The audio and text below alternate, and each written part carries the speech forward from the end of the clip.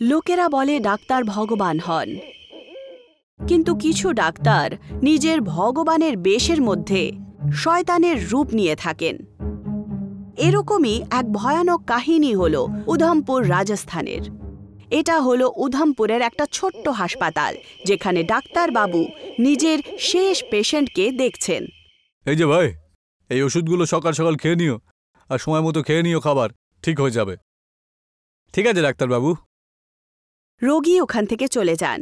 ডাক্তারবাবু নিজের bag pack করে বাড়ির দিকে রওনা দেন। যেইমাত্র উনি চেয়ার থেকে ওপরে ওঠেন, উনি একটা আওয়াজ শুনতে পান, যেন কেউ বাইরে আছে। কেউ আছে ওখানে? কে বাইরে?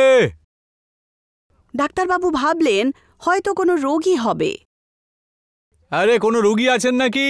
তাড়াতাড়ি আসুন, আরে আমাকে বাড়ি যেতে হবে তো। এটা বলে ডাক্তারবাবু চোখ বন্ধ করে চেয়ারে বসে পড়েন। এরকম মনে হচ্ছিল যেন ডাক্তারবাবু ক্লান্ত হয়ে পড়েছেন। তক্ষুনি একটা ভয়ানক আওয়াজ শুনতে পাওয়া যায়, যেন কেউ চুরি চুরি ভেতরে আসছে আর ওনার সামনে দাঁড়িয়ে আছে। বলো, কি সমস্যা তোমার?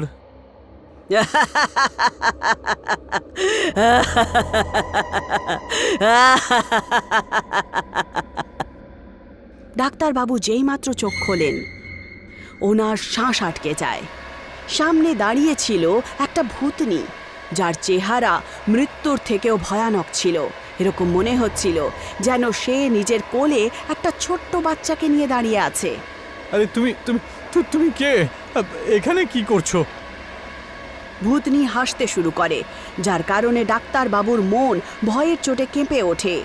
সে ওখান থেকে পালানোর চেষ্টা করে, কিন্তু দরজা নিজে নিজেই বন্ধ হয়ে যায়। ভূতনী তার উপরে লাফিয়ে পড়ে আর তার রক্ত চুষে গায়েব হয়ে যায়। পরের দিন গ্রামের সমস্ত লোক হাসপাতালে জমা হয়ে যায়। তারা দেখতে পায় যে ডাক্তারের লাশ মাটিতে পড়ে আছে। এরকম মনে হচ্ছিল যেন কেউ লাশকে চিরে ফুঁড়ে খেয়ে ফেলেছে। প্রধান মশাই, আরও একজন ডাক্তার মারা গেল। গত 10 বছর ধরে প্রায় 5টা ডাক্তার মরল।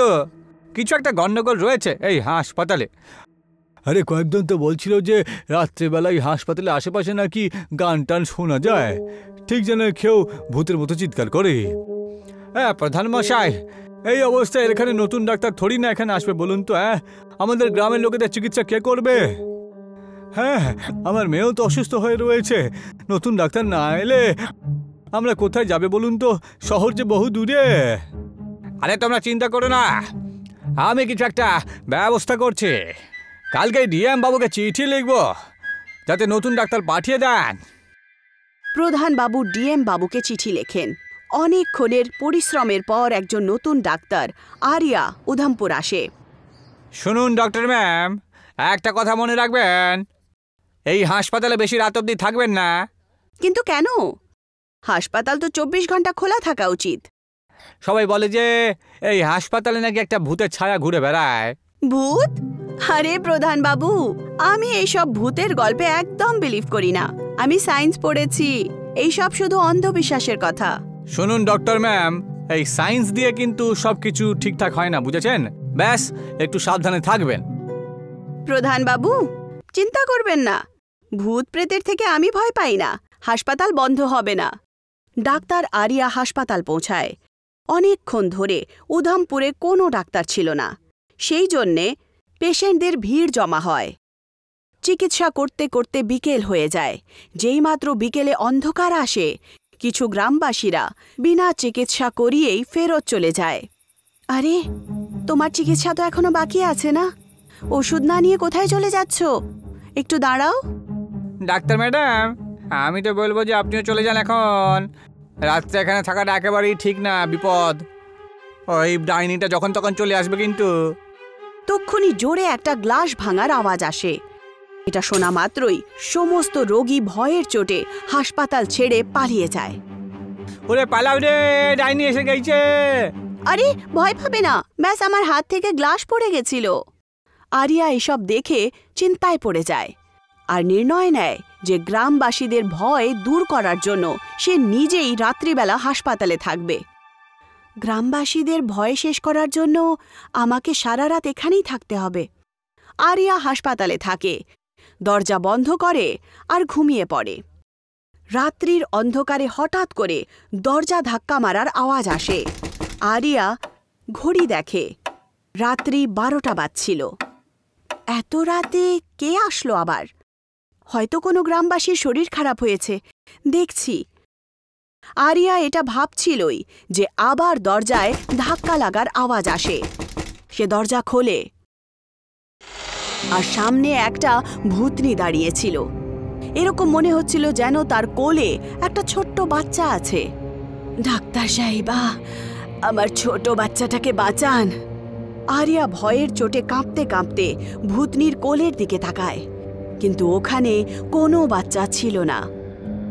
এখানে তো কোনো বাচ্চা নেই, যাও এখান থেকে। ভূতনি আরিয়ার কথা শুনে নিজের কোল দেখে আর ওখান থেকে চলে যায়। আরিয়া নিজের বৈজ্ঞানিক চিন্তার কারণে তাকে ভ্রম ভেবে ভুলে যায় আর ঘুমিয়ে পড়ে। সেই রাত সে ভয়ঙ্কর স্বপ্ন দেখতে পায়, একটা মহিলার চেহারা যা তার দিকে তাকিয়ে চিৎকার করছে।